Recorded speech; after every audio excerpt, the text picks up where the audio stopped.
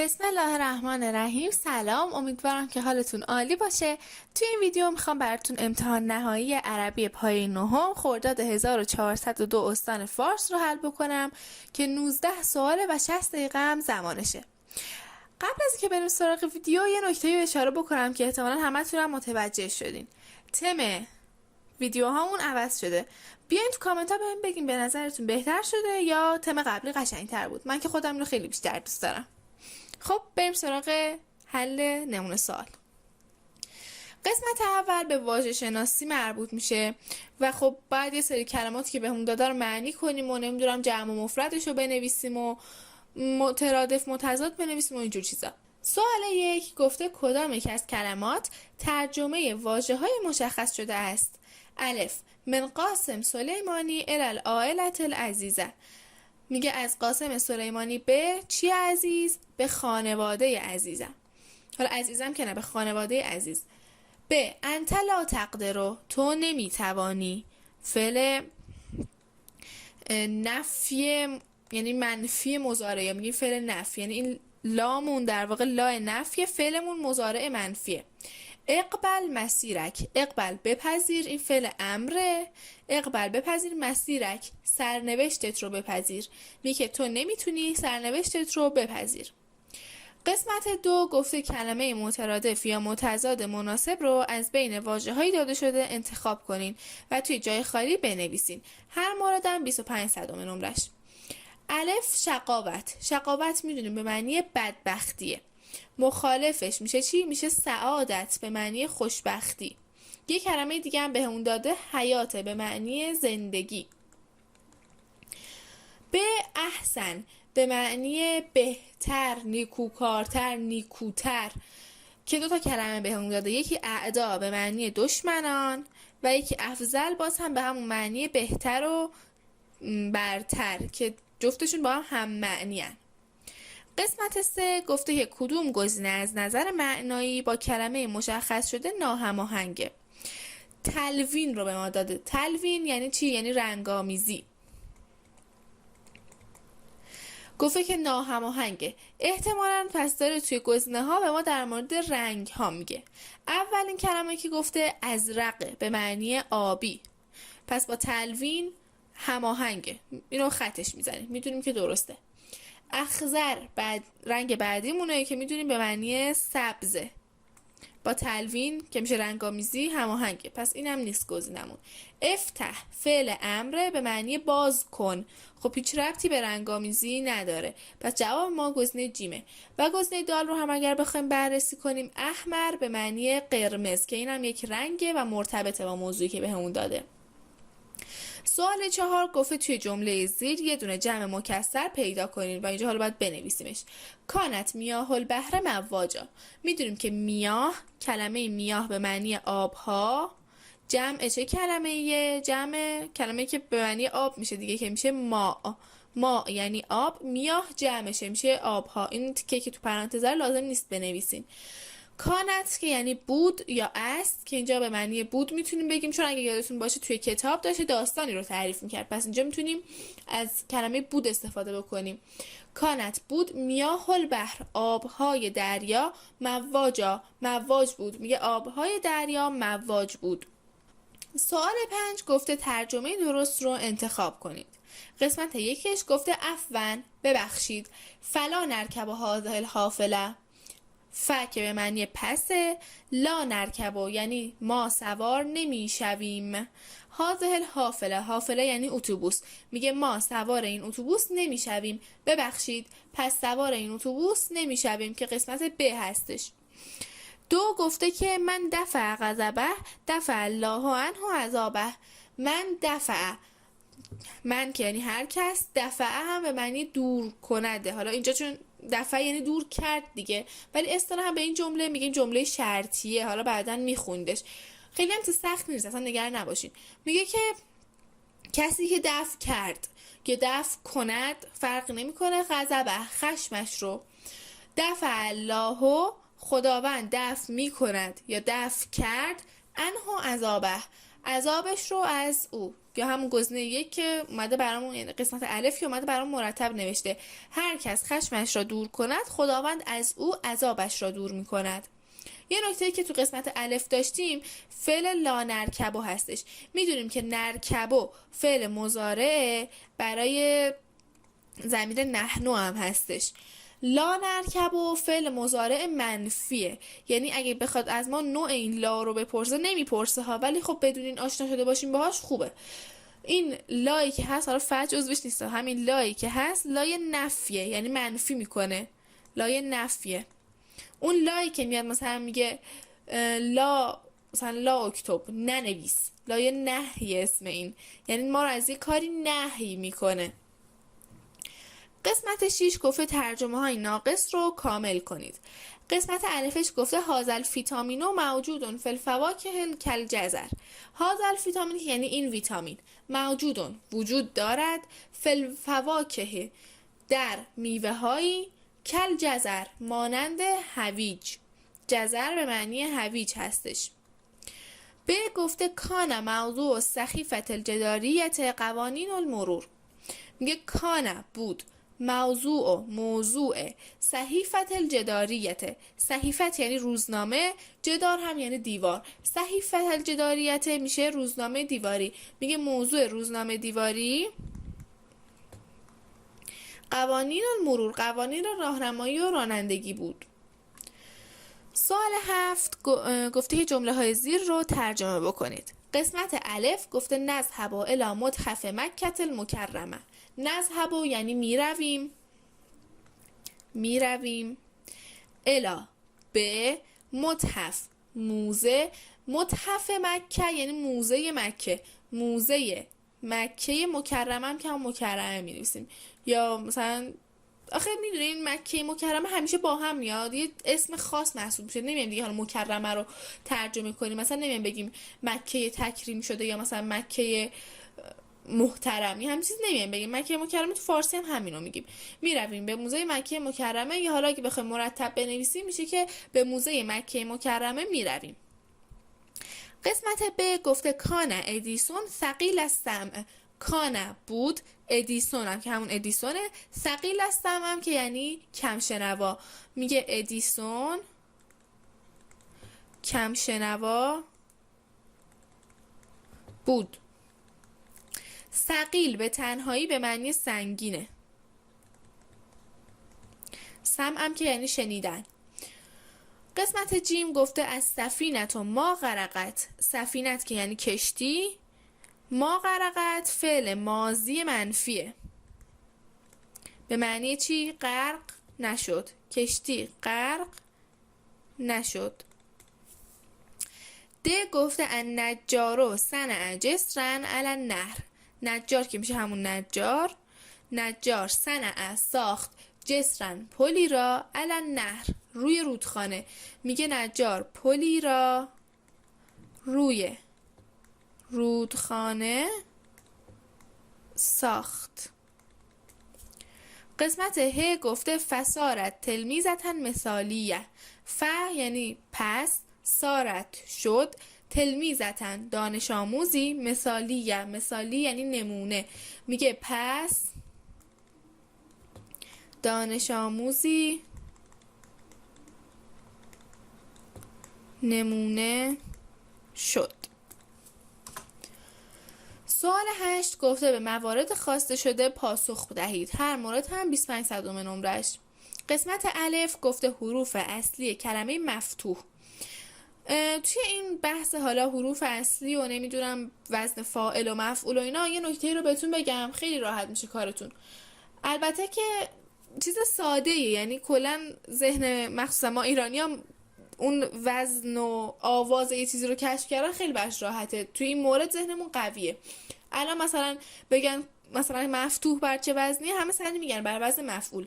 ولی خب حالا میخوام اون مرحله به مرحله توضیح بدم که چجوری اصلا ریشه کلمه رو پیدا میکنیم، چجوری بر وزن میبریمش و اینجور چیزا. ما میدونیم که برای مثال که بخوایم این رو بگیریم اون معیارمون فعله هستش دیگه. مثلا میگیم بر وزن فاعل، بر وزن مفعول. پس فعله اون ریشه که ما معیارمونه در واقع. فعل، فعل، عین و لام. حالا وقتی که میره بر وزن فاعل نکنین اون حروف اصلی رو پیدا میکنیم. فعل، عین، لام. ف اینجا هست، عین هم اینجا هست، لام هم اینجا هست. به جز فعل، به جز این سه تا حرف چه حرف دیگه ای داره؟ الف، که بعد از حرف اولم اومده دیگه. حرف اولمون ف، به عنوان حرف دوم الف اومده. حالا مثلا به ما میگه که ف، ت، ه رو ببر بر وزن فاعل. خب حرف اولمون چیه؟ ف. مثل همین حرف اولش ف بوده، حرف اول نه ف میذاریم. بعد از حرف اول توی فاعل چی داریم؟ الف رو داریم، پس الف میذاریم اینجا. بعدش حرف دوم فعل اومده دیگه، پس حرف دوم فتحه هم میذاریم، میشه فاتش هم میذاریم. بعدم حرف سومش اومده که لامه، که ما هم اینجا ه جیمی رو داریم، پس میذاریم. پس اگر فتحه رو ببریم بر وزن فاعل میشه فاتح. برای مفعول هم همینطوره. مفعول حروف اصلیشو میدونیم که ف، عین و لام هستش. قبل از حرف اول یه دونه میم داریم ما، بعد ف اومده، بعد عین اومده، یه دونه واو هم داریم که اینجا اضافه است. دو تا حرف اضافه به این کلممون، به این سه تا حرف اصلی ما دو تا حرف این در واقع اضافه کردیم. حالا مثلا فتحه رو به ما داده به عنوان ریشه، گفته ببریدش بر وزن مفعول، که خب میم یه حرف اضافه است، اصلا با حرف اضافه کاری نداریم، همون جوری که هست میذاریم. میم داره اولش میذاریم، بعدش حرف اصلی اول رو میذاریم که اینجا ف، بعد حرف اصلی دوم رو میذاریم که اینجا ت، بعد واو که اون حرف اضافه هست رو میذاریم، بعدم حرف اصلی سوم که اینجا ه هست رو میذاریم، میشه مفتوح. پس اگر فتحه بره بر وزن مفعول میشه مفتوح. این روش ساختنشه، خیلی هم راحته، اصلا نیازی هم به این کارا نیست، چون اکثرا میتونیم این کارا بکنیم بدون اینکه بخوایم بنویسیم. ولی خب باز گفتم یه دور بگم که براتون هم اثبات، یعنی یه جور اثبات بشه، هم تثبیت بشه تو ذهنتون، بتونین انجامش بدین راحت‌تر. حالا اینجا گفته که حروف اصلی کلمه مفتوح رو بنویسین. همین الان بالا مثال زدم که مفعول یعنی بر وزن مفعوله، که اگر بیایم به جای اینجا ما مفعول رو بنویسیم، یعنی برعکس هم کار که بالا کردیم میخوایم انجام بدیم. مفعول، ببینید حرف اصلی اولش ف، برای فتح مفتوح هم حرف اصلی اولش ف، بعدش حرف اصلی دومش اینجا عینه، اینجا ت رو داریم. بعدم حرف اصلی سومه که اینجا لامه و اینجا به جاش ه جیمی رو داریم. پس سه تا حرف اصلیمون چیا هستن؟ ف، ت، ه، که میتونین فتحه هم بنویسین. حالا چون گفته حروف رو بنویسین، اینطوری به نظر من بهتره بنویسین، فرقی نمیکنه. گفته ترجمه کلمه خالق. برای فاعل و مفعول، برای این دوتا وزن ما میدونیم که یه سری معانی خاصی هست. فاعل یعنی کسی که انجام دهنده یه کاریه، و مفعول یعنی اون چیزی که داره کار روش انجام میشه. توی ادبیات فارسی هم اینو داریم، خیلی جاها هم شنیدیمش، یعنی چیزی نیستش که برامون جدید باشه. خالق الان بر چه وزنیه؟ بر وزن فاعل. ریشش چیه؟ خلق، یعنی ساخت. خالق یعنی کسی که میسازه، میشه سازنده. جیم گفته که وزن کلمه اخرجه. اصلا به ما یه وزن جدا از فاعل و مفعول داده، گفته که بگین چه وزنیه. ریشه رو هم بهمون داده که کارمون راحت باشه. ما میایم به جای حروف اصلی که توی ریشه اون کلمه هست فعله رو میذاریم برای اینکه وزن کلمه رو پیدا کنیم. الف که خب میبینیم جدا فعله نیست، پس همون الفه. به جای خ باید چی بذاریم؟ ف. به جای ر باید عین بذاریم. به جای جیم هم باید لام رو بذاریم، میشه افعله. اون اعرابش اوش و اینا رو هم عین همون باید بذاریم. قسمت د گفته که در حدیث زیر کلمه‌ای بر وزن فعال را بیابید. خب اصلا ببینیم بخونین آهنگ کلمه بهتون نشون میده که چیه دیگه. ان، خب ان که بر وزن فعال نیست. احبه باز بر وزن فعال نیست. عباد بر وزن فعاله. حالا نگین من گفتم اعرابش باید یکی باشه، اینجا چرا ا داره ولی اینجا نداره؟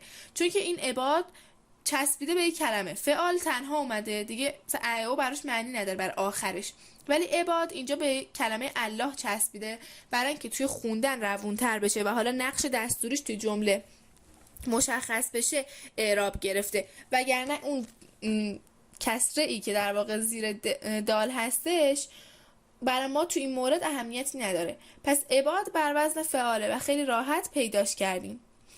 خب بقیه کلمات رو هم میتونیم چک کنیم. الله که بر وزن فعال نیست، اله هم بر وزن فعال نیست، دوباره الله. بعد انصحهم، انصح بر وزن افعل هستن، هم هم که حالا ضمیر بر وزنش نیست. لعبادهی بازم خب ریشش هم کلمه عباده دیگه، یعنی کلمه عباد بوده بهش ضمیر و ل چسبیده، در واقع همون عباد جواب ما هستش.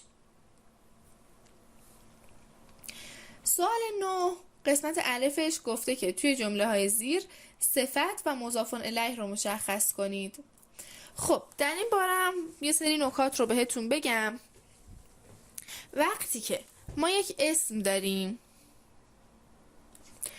بعدش میتونه 2 تا اتفاق بیفته، میتونه مثلا اتفاقی نیفته ها، ولی اگر بخوایم اسم رو به یه چیزی بچسبونیم، حالا اگر ضمیر و اینا رو هم در نظر نگیریم که البته ضمیر هم جزء اسم ها یه جورایی محسوب میشه، یا بعدش اسم میاد یا بعدش صفت میاد. اگر اسم داشته باشیم بعدش اسم بیاد، این اسم دوم میشه مضاف الیه. اگر هم اسم داشته باشیم بعدش صفت بیاد که خب حالا صفت اومده دیگه، اصلا میگه موصوف و صفت. حالا ما چجوری اینا رو باید تشخیص بدیم؟ تو فارسی میمدیم میگفتیم مثلا بهت میگه کتاب زیبا، برای اینکه بتونی تشخیص بدی زیبا الان صفت کتابه یا مضاف الیهشه، مثلا بیا بگو زیباترین کتاب یا کتاب زیبا است. حالا تو عربی چطور اینا رو میایم تشخیص میدیم؟ نگاه کنین، اگر یه اسم داشته باشیم و بعدش صفت باشه، اسم و صفت توی چند تا چیز شبیه همن. چیا؟ اگر اسم الف و لام داشته باشه، صفت هم الف و لام داره اولش. پس اگر الف و لام داشته باشن 2 تاشون دارن، یا هیچ کدوم ندارن یا هر 2 تاشون دارن. توی الف و لام داشتن اول کلمه شبیه همن. دیگه تو چی؟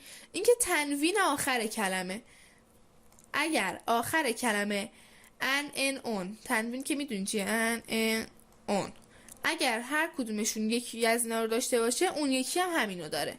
حتی اگر آخر یکیشون ا او باشه، آخر اون یکی هم همون ا او باید باشه، یعنی که مثل همه. از نظر جمع و مفرد بودن هم شبیه همن، یعنی اگر یکیشون جمعه اون یکی هم جمعه، اگر یکی مفرده اون یکی هم مفرده. حالا اگر اینا شبیه هم نبودن از این لحاظ، پس اسم و مضاف الیه هم.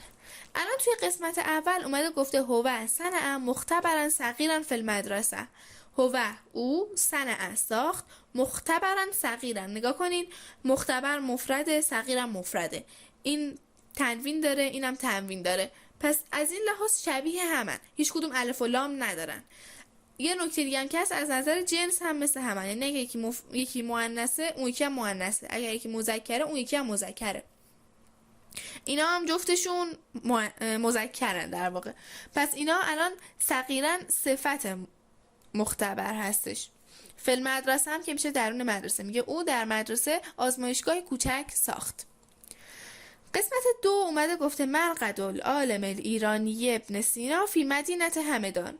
مرقد یعنی قبر و آرامگاه، عالم دانشمند، ایرانی هم که یعنی ایرانی. نکنی الان العالم الایرانی ال داره اینم ال داره، ا داره اینم ا داره، پس الان ایرانی صفت عالمه. ابن سینا هم که اسمشه، فی مدینه در شهر همدان، تو شهر همدانه. نگاه کنین الان مدینت تگرد داره مؤنثه، همدان آیا تگرد داره یعنی مؤنثه؟ اصلا نه. الان مثلا دیگه چیز خاصی به ذهنم نمیاد که اینجا بگم، ولی خب میدونیم که مدینت همدان، همدان در واقع مضاف الیه این کلمه است، چون این مؤنث اصلا این مذکره. توی یکی از این مواردی که گفتم تناقض پیدا کردیم. قسمت ب اومده گفته ترکیب مخلوط اضافی وصفی رو مشخص کنید که چیه. حالا خودش مشخص کرده، گفته ترجمهش کنید. حالا وصفی اضافی چجوریه ترکیبش؟ اینطوریه که مثلا من میخوام بگم کتاب قشنگ من، حالا بگیم کتاب قشنگ ما، کتاب رو میخوایم توصیف کنیم، کتابه، هم میخوایم بگیم قشنگه بگیم جمیله، هم میخوایم بگیم که مال ما، یعنی نا بچسبونیم تش. اگر بگیم کتاب و نا یعنی کتاب ما، این میشه مضاف الیهش در واقع. اگر بگیم کتاب جمیل یعنی این صفتشه دیگه. حالا اگر بخوایم هر دوتا رو با هم استفاده کنیم، اول اون ضمیر متصل رو میاریم، حتما باید ضمیر باشه. اول اون ضمیر متصل رو میاریم، بعد صفت رو، یعنی میگیم کتابنا، البته الجمیل اینجا میگیم کتابنا الجمیل، یعنی توی این عبارت که قرار میگیره، توی ترکیب وصفی اضافی که قرار میگیره، ناکای الان موصوفمون الف و لام نداره، کتابناه، کتابه در واقع، ولی صفتمون الجمیله. حالا دلیلش رو بعداً میخونیم، چیز خاصی نیست که الان بخوام بهتون بگم، فقط بدون در رابطه با معرف و نکره بودن شناخته بوده، یعنی شناخته شده بوده و ناشناس بودنشه. مثلا آرتیکل هایی که توی زبان انگلیسی داریم ان و د، که اصلا شناخته شده ها د میاد، ان برای اون ناشناس هست. اینم همونه، به معرف نکره بودنش ربط داره، با این چیزاش کار نداریم، اصلا بیخیال این باشید. خب الان حالا بخوایم ترجمهش کنیم، میگیم کتابه، حالا توی ترجمه دقیقا میان جای صفت و مضاف الیه رو جابجا میکنیم، کتاب زیبای نا که میشه ما، کتاب زیبای ما. حالا اینجا گفته مزرعتن الکبیره، مزرعه که میشه هم مزرعه، پس اول صفت رو میاریم مزرعه بزرگ، مزرعه بزرگ نا هم که یعنی ما، مزرعه بزرگ ما. جمله رو هم بخوایم ترجمه کنیم، میگه قسمت مزرعتان الکبیر الی نصفین، قسمت تقسیم کردیم مزرعه بزرگ ما رو الی نصفین، به دو قسمت، به دو نصف. دو گفته که اشکر که علا، از تو سپاس گزارم به خاطر عمل کس صالح، عمل اول ترجمه میشه کار، صالح بعدش ترجمه میشه که صفت میشه خوب، کم که یعنی تو، کار خوب تو یا کار خوبت. سوال 10 گفته که توی جای خالی فعل ماضی یا مضارع مناسب قرار بدین. الف نحنو جای خالی کرة القدم فی ساحة المدرسة امس. امس یعنی چی؟ یعنی دیروز. امس به معنی دیروزه، الیوم به معنی امروزه، غدا به معنی فردا. گفته که بازی کردیم، اولا که میگه ما بازی کردیم، پس اصلا میدونیم که باید نا داشته باشه، اصلا به اینش کار نداریم. حالا اگر میخواسته در سختش کنه، میومد اینجا به جای لعب تو مثلا میذاش نلعبو، یعنی بازی میکنیم، که شما باید این امس رو میدیدین، تشخیص میدادین که فعل ماضی بذارین یا مضارع، که خب نخواسته خیلی سختش کنه. لعبنا که یعنی بازی کردیم، معنیش هم میشه که ما دیروز در حیاط مدرسه فوتبال بازی کردیم. قسمت ب گفته الطالبانه دانش آموزان، من المکتبت بعد از ساعتین، از کتابخونه بعد 2 ساعت. میدونیم که آنه و عینه نشونه مثنا، یعنی دوتا، 2 نفر. میگه اون 2 تا دانش آموز، پس توی فعلمون هم باید درباره اینکه 2 تا هستن حواسمون باشه، یعنی میشه یخرجانه، یخرجون میشد برای طالبون یا مثلا الطالبون. پس حواستون باشه که به اون ضمیری که میخواین استفاده کنین دقت بکنید. میگه دانش آموزان بعد از 2 ساعت از کتابخانه خارج شدن، اون 2 تا دانش آموز در واقع. قسمت 11 گفته با توجه به تصاویر فعل مناسب رو انتخاب کنید. قسمت الفش گفته یا ولد ای پسر، میخواد بگه که پرچم ایران رو، علم ایران یعنی پرچم ایران، پرچم ایران رو بالا ببر. مخاطبش پسره، میدونیم که فعل امر برای یعنی یک فرد مذکر اینجا باید ارفع باشه، ارفعی برای مؤنث. اگه میگفت یا ولدت یا عکس دختر برای ما میذاشت، میدونستیم که باید از ارفعی استفاده بکنیم. چجوری فعل امر رو میسازیم توی یه ویدیو دیگه کامل بهتون توضیح میدم، ولی در این حد بدونین که فعل امر از فعل مضارع ساخته میشه. میگیم انت رفعت، انت ترفع، ترفع فعل مضارع انت هستش، انت ترفع. حالا میخوایم بکنیمش فعل امر، اول این اوی که اینجا هست رو ساکن میکنیم، بعدم این ت اولش رو حذف میکنیم، به جاش ا میذاریم، یعنی میشه ارفع.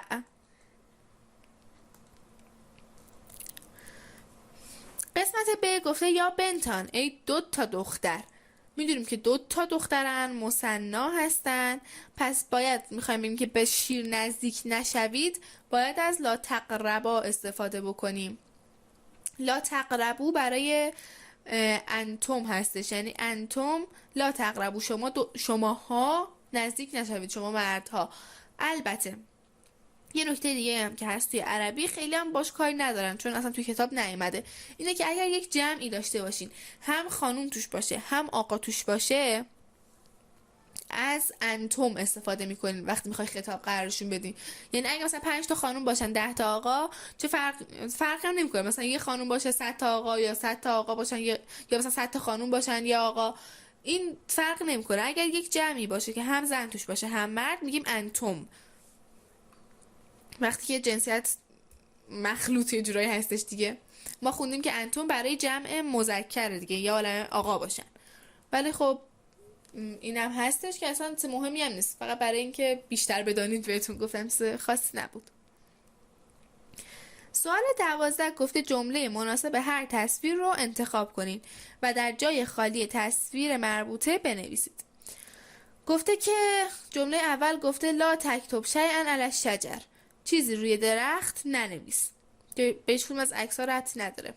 گفته ابحثا عن الجواب فی الکتاب، ابحثا بگردید جستجو کنید، عن الجواب درباره جواب، فی الکتاب در کتاب، میگه که برای جواب توی کتاب جستجو کنید که به قسمت ب ربط داره، پس نمی نویسم کل جمله رو، اینجا می نویسم ب.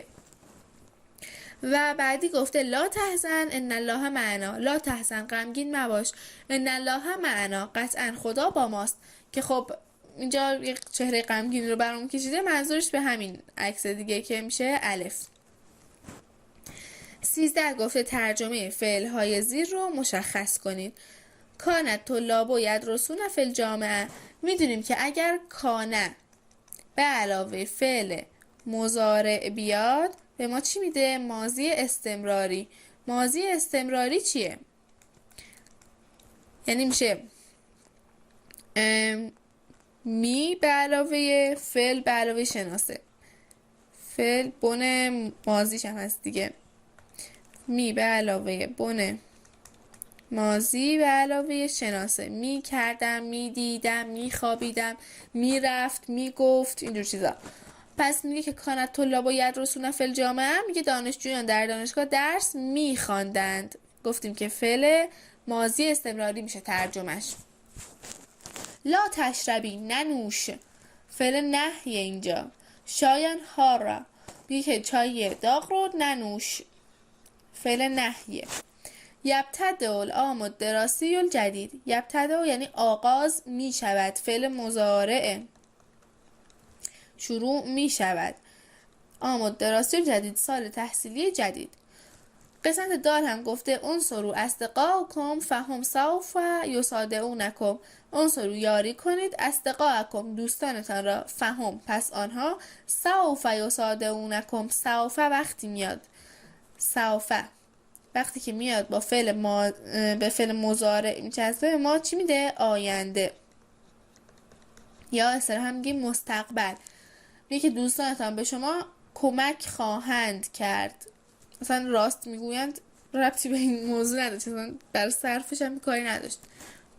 سوال 14 گفته با توجه به تصاویر ترجمه فعل‌های زیر رو مشخص کنید.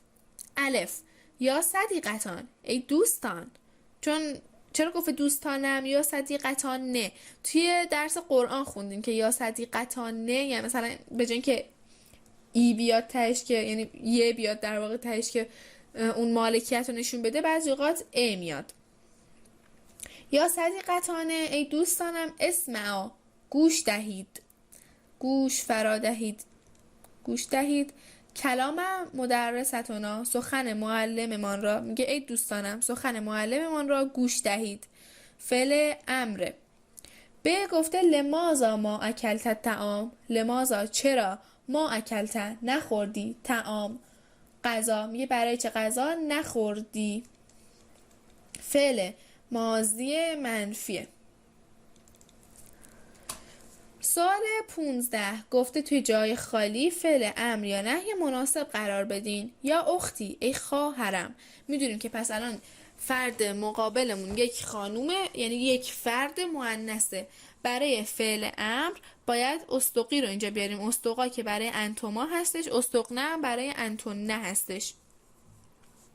گفته ای خواهرم استقی، راست بگو، فی حیاتک، در زندگیت، ولا تکذبی ابدا، و ابدا به هیچ وجه دروغ نگو، هیچ وقت دروغ نگو.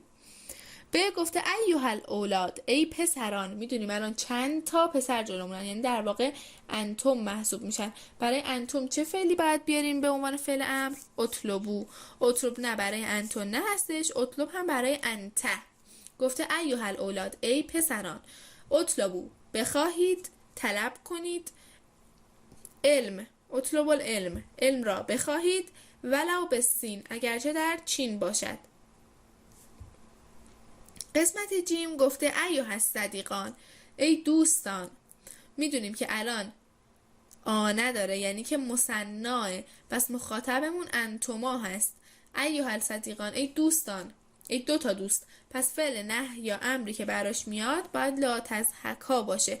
لا تضحک فعل نهی برای انته هستش و لا تضحکو برای انتم هستش. میگه ای دوستان در صف، که میشه در کلاس نخندید. قسمت دال گفته ایتها الطالبات، ای دانش آموزان که خانوم هستین. میشه خانوم هایی که چند نفرم در واقع هستن، میشه انتون نه. شیئا علی الورق، چیزی روی کاغذ. میخواد بگه ننویسید. میدونیم که لا تکتب نه فعل نهی برای انتون نه هستش، لا تکتبی برای انته هستش و لا تکتبو برای انتم. این فعل امر و نهی یه ذره ساختن شاید براتون اذیت کننده باشه. اگر به ویدیو، یعنی نیاز دارین که براتون یه ویدیو ضبط کنم کامل فعل امر و نهی رو توش یاد بدم، بهم تو کامنت ها حتما بگین. قسمت 16 گفته با توجه به تصاویر به سوالات زیر پاسخ بدین. گفته متی یسافر الحجاج الی مکة المکرمه، متی چه زمانی، یسافر رو سفر میکند، که خب چون که این فعل قبل از ضمیر جمع، ببین حجاج جمع حاجیان، ولی فعلمون قبل از ضمیرمون اومده، به خاطر همین مفرد میاریم و هم جنس. یسافر الحجاج یعنی با اینکه فعلمون مفرده ولی جمع ترجمهش میکنیم. حاجیان سفر میکنند الی مکة المکرمه، به مکه. ساعت ما نشون داده 8:30، میشه الثامنة و النصف. الخامسة تماما که میشه ساعت 5. قسمت ب گفته کیف الجو فی الشتاء، شتاء یعنی زمستان، کیف یعنی چگونه است. این کلمات پرسشی رو حتما یاد بگیرین. کیف یعنی چگونه، متی که اینجا الان داشتیم میشه چه زمانی. گفته کیف الجو فی الشتاء، هوا در زمستان چگونه است، که میخواد بگه سرده. سرد به عربی میشه بارد، حار میشه گرم. قسمت 17 گفته کلمه مناسب رو به جمله مناسب وصل کنید یا توی مربع عدد جمله رو بنویسید. یک کلمه هم اضافیه. این چیزایی که میاد یه تعریفی به ما میده و یه کلمه ای رو هم این طرف میده. نیاین اول کلمه رو بخونین بعد برین دونه دونه تعریفا رو چک کنین، چون زمانتون رو الکی میبرین. تعریفی جمله است درازه، هی میخونینش 10 بار میخونینش، آخرش هم میبینین مثلا تو چیز نیست. حالا اینجا برعکس گذاشته، 3 تا کلمه گذاشته با 2 تا تعریف. بعضی اوقات میاد 2 تا کلمه میذاره با 3 تا تعریف. پس اول به این جمله ها رو بخونین. گفته قطرات الماء التي تنزل من السحاب، قطرات یعنی قطره ها، ما هم یعنی آب، لتی که، تنزل پایین میآید، من السحاب از ابر. میگه قطرات آبی که از ابر پایین میآید، میشه بارون. بارون توی این قسمت ها داریمش که جیم هست به معنی مطر. اینجا می نویسم 1، اینجا می نویسم جیم. 2 گفته که وقت و نهایت نهار، زمان پایان روز، و بدایت اللیل و شروع شب که میشه عصر. قسمت الف مسا به معنی عصر هستش. رصیف هم به معنی پیاده روه که ازش استفاده نکردیم. قسمت بعد گفته که درستی و نادرستی هر جمله رو مشخص کنید. الف گفته الطفوله هی سنوات الاولی من حیات الانسان. طفوله یعنی خردسالی، کودکی. هی اینجا به معنی همان هستش. سنوات یعنی سالها، مفردش چی میشه؟ میشه سنت. اولا میشه اول، که هم معنی با اول هستش. اول مذکره، اولا مؤنثه. گفته که هی سنوات الاولا، همان سالهای اول، من حیات الانسان، از زندگی انسان است. خردسالی همان سالهای ابتدایی حیات یا زندگی انسانه که درسته. قسمت ب گفته از ضیف. ضیف یعنی مهمان. هو الذی، همان کسی است که لا یذهب، نمی رود، لزیارت، برای بازدید، اقربائهی. اقربا یعنی خیشان، برای بازدید و حالا ملاقات خویشاوندانش نمیره. میگه مهمون همون کسی که به بازدید خویشاوندانش نمیره که این غلطه. 19 گفته که با توجه به متن گزینه درست رو انتخاب کنید. اول نکنین توی این سوالی که متن میده و ازتون یه سوالایی رو میپرسه، هم توی عربی هستش حالا هم توی زبان انگلیسی هستش. توی همه ویدیو هم دارم میگم توی این موارد اول سوالا رو بخونین بعد برین سراغ متن. اولا که معمولا اگه متنی هم چیز کوتاهی باشه، همون موقعی که سوال رو میخونین دیگه اصلا نیازی ندارین که متن رو کامل بخونین. یه کلمه کلیدی سوال هست که تو متن سریع پیداش میکنین، جواب میدین اصلا بدون که کل متن رو بخونین. ولی خب حالا اول سوالا رو بخونین بعد برین سراغ متن، هم یه دید بازتری نسبت به اون متن دارین و راحت‌تر جواب پیدا میکنین، هم وقت کمتری ازتون میگیره. قسمت الف گفته مسمو، حالا ما اسمو نمیگیم اینجا، مسمو اکبر الاولاد فی هذه الاسره. میگه ما اسمو، ما یعنی چیست، اینم یه کلمه پرسشی، حواستون باشه چیست. اسم اکبر الاولاد، بزرگترین فرزندان، فی هذه الاسره، در این خانواده. اسم بزرگترین فرزند این خانواده چیه؟ ببینین الان اصلا من نیازی ندارم کل متن رو بخونم، اینجا یه دونه اکبر داره، کلمه کلیدیمون محسوب میشه. میخونم حالا جمله‌ای که اون کلمه توش اومده، شاید جواب من اون تو بود، شاید هم نباشه ها، یعنی شاید از عمد بیان بزنن که نتونین کار بکنین. من معمولا نمیکنم، آسونه این سوالا. گفته محمد اکبر الاولاد الاسره، محمد بزرگترین فرزند خانواده است، که خب الان جواب ما میشه محمد. به همین سادگی بدون که کل متن رو بخونم پیداش کردم. کم اخن للمریم، کم یعنی چند تا، چند تا اخ یعنی برادر، چند تا برادر، لمریم برای مریم است. میگیم مریم چند تا برادر داره. اسنان که یعنی دو، ثلاثه یعنی سه.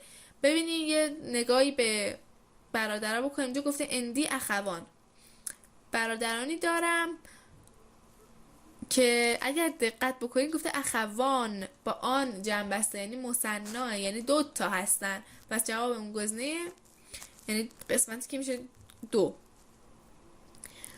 و قسمت جیم گفته که فی ای صف مریم، فی یعنی در، ایه اینجا کلمه پرسشی بعدی مونه که میشه کدام، در کدام کلاس است مریم، یا مریم کلاس چندمه در واقع. گفته سامن هشتم، تاسع نهم.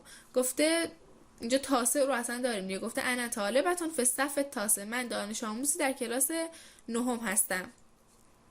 و قسمت آخر گفته لماذا لا یذهب السجاد الی المدرسه، لماذا چرا، لا یذهب نمی رود، سجاد الی المدرسه به مدرسه. میگه چرا سجاد به مدرسه نمیره. لماذا کلمه بعدیه که پرسشیه به معنی چرا. لانه زیرا او صغیر یا مریض. خب ببین سجاد رو اینجا به ما گفته، ما میایم تو متن دنبال کلمه سجاد میگردیم. اینها سجاد صغیرون، سجاد کوچیکه، فلا یذهب الی المدرسه پس مدرسه نمیره. پس جواب ما میشه صغیر. یه دونم متن رو میخونم براتون، ترجمه میکنم کلشو که حالا کسی خواست کل متن رو بخونه بدونه چی به چیه. انا طالبتون فی الصف التاسع، من دانش آموزی فی الصف در کلاس تاسع نهم هستم. اسمی مریم، اسمم مریمه. اندی اخوان، دو برادر دارم یا نزد من دو برادر است. محمدون اکبر الاولاد الاسره، محمد بزرگترین فرزندان خانواده است اگه بخوایم حالا درست بگیم. هو تخرج، میدونیم تخرج یعنی فارغ التحصیل شد، مضارعش میشه یتخرجو، یتخرجو فارغ التحصیل میشود. میگه هو تخرج، او فارغ التحصیل شده است، من المدرسه از مدرسه. و سجادون صغیرون، و سجاد کوچیکه، فلا یذهب الی المدرسه پس به مدرسه نمیره. خب این آزمون تموم شد، تحلیل و حالا توضیحاتش. سعی کردم هر جا که شده بیشتر بهتون توضیح بدم و حالا یه جنبندی خوبی هم براتون شده باشه. اگر این ویدیو براتون مفید بود حتما لایکش بکنین، با دوستاتون به اشتراک بذارینش و کانالمون رو دنبال کنین، چون که توی کانال تقریبا یه عالمه بالای شاید 30 تا ویدیوی امتحان نهایی هست توی درس عربی، زبان انگلیسی، ریاضی و علوم تجربی. این 4 تا درس رو کامل براتون ویدیوهای تحلیل آزمون نهایی رو میذارم که خیلی میتونه کمکتون بکنه توی امتحانات نهایی دیدن این ویدیوها. پس حتما به کانالمون سر بزنید و ویدیوهای دیگه‌مون رو هم ببینید. اگرم فایل این حالا ویدیو رو میخواین به صورت PDF، فایل یعنی صفحات رو میخواین، عضو کانال تلگرام بشین که لینکشون پایین هست. بعد از اینکه این ویدیو رو توی کانال آپلود بکنم، فایل PDF سوالات رو هم براتون توی کانال میذارم، همینطوری با نوشته‌های خودم که بتونین ازش استفاده بکنین اگر خواستید. امیدوارم هر کجای دنیا که هستین در پناه خدا شاد و سلامت و خوشحال باشین. خدا نگهدارتون.